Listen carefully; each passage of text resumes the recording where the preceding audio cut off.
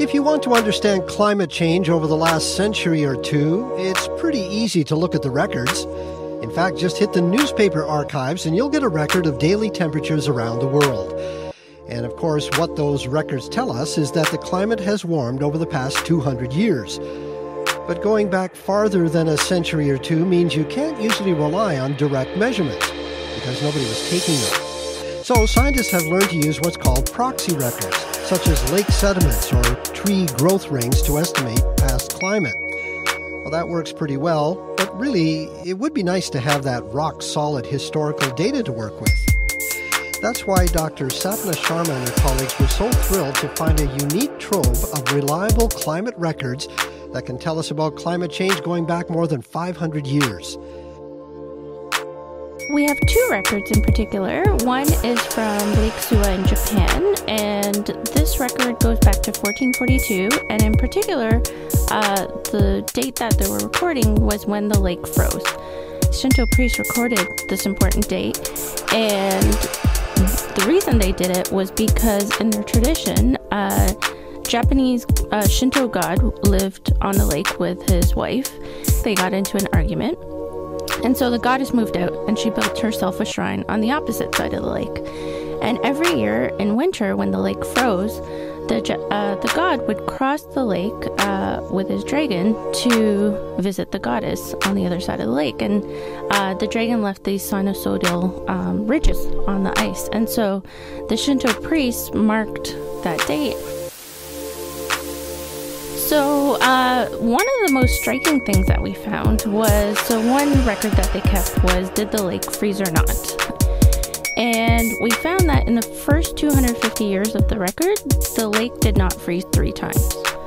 However, in the last 10 years, the lake didn't freeze 5 times. And in the last 50 years, it doesn't freeze 1 out of every 4 years. Every year since 1442, they were recording these information and including the date that they observed. The second record is from Scandinavia. It's from the Torn River, and the record that they've been keeping since 1693 is actually an ice breakup record. So when the river ice melts.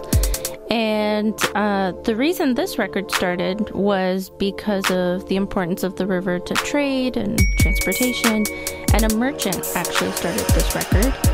And this record is meticulously kept, and there's notes on every single person who's observed the ice breakup, and there are only 6 years missing from the record, and that just so happened when this merchant had to flee Finland to escape the Russian invasion. And so once he came back, he maintained the records, and other people have maintained them since.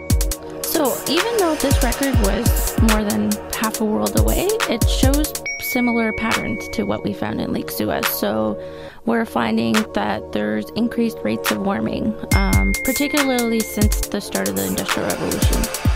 And there's more extreme events, just as in the case with Suwa. The other interesting thing we found with both of these records is we're seeing some patterns that may be consistent with these large-scale climate drivers that we know of. For example, the El Nino Southern Oscillation or the North Atlantic Oscillation that are changing structurally.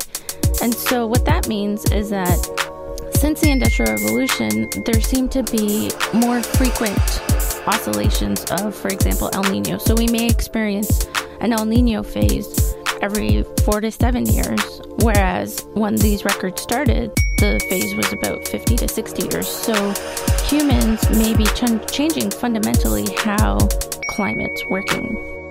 One of my collaborators, John Magnuson from the University of Wisconsin-Madison, actually came across these records in the 1990s. And so he was doing a worldwide synthesis on how lake ice was changing across the northern hemisphere, and he met someone from Japan, and he told him about these records.